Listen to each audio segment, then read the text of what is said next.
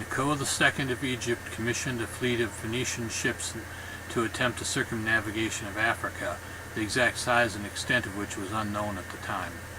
The Phoenicians, whose home cities were in modern Lebanon, were among the boldest mariners of their time, having explored the Mediterranean basin and established colonies along the coast in both North Africa and Spain, even entering the Atlantic and exploring north and south of Gibraltar and establishing colonies outside the Mediterranean basin. They had also frequently served the Egyptians before, most of whom were notorious landlubbers, so they were familiar with Egyptian trade networks outside the Mediterranean that connected with South Arabia, the Persian Gulf, and India. Once the fleet was launched at an Egyptian port on the Red Sea, they would proceed south along well-established routes until they exited the Red Sea and entered along the coast of modern Somalia. They were entering unknown waters. As it was known that this was a voyage into the unknown, they are said to have taken seed with them to plant crops to harvest along the way. Doubtless they also had trade goods to trade with native peoples to replenish their supplies.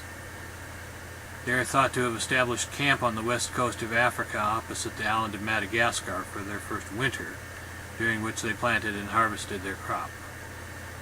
Once they had crossed the equator, they would have noticed the sun being further and further to the north in the afternoons instead of being to the south, a fact that was mentioned with some incredulity in Herodotus' account of their voyage. Rounding the Cape of Good Hope, formerly known as the Cape of Storms, would be a major accomplishment for the expedition, as this was the furthest south that they would voyage, and they were now traveling an unknown, but it turned out relatively short distance west. Once they had traveled north beyond the Namib Desert, they would find it easier to replenish their supplies.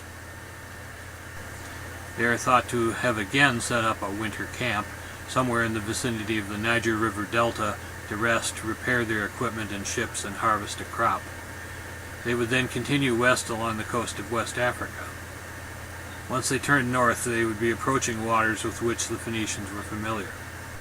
Arriving in the vicinity of the Straits of Gibraltar, the expedition would encounter Phoenician colonies where they would be able to replenish their supplies and equipment after their nearly 3-year voyage of exploration.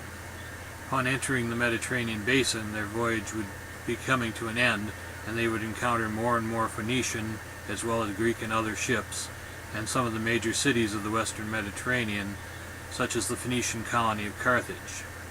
Once they had crossed between Carthage and the north coast of Libya, near modern Benghazi, they would soon be at the end of their voyage at the Nile Delta.